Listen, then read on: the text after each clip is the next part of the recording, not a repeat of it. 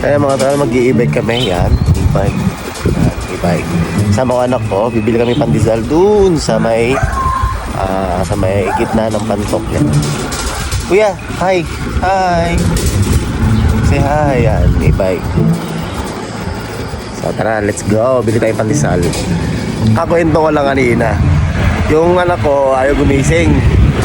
Kasi parang ginigising ko siya para bumili ng pandesal. Yung nalaman niya mag-i-e-bike kami.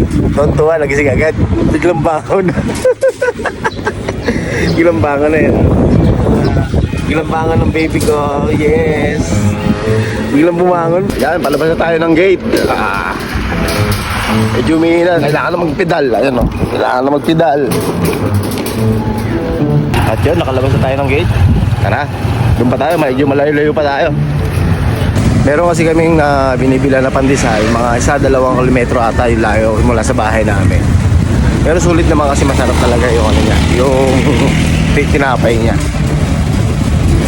Tinan mo, pinipilaan nga dito, tinan mo, ang daming pilaw. Ayun, pinipilaan talaga, ang haba ng pilaw. So yun yung tinutukoy ko, Panda Republica, hot pandesal, open 24 hours. Pilaw. Dito na kami, mission accomplished tayo. Nakabili namin ng pandesal. Yay!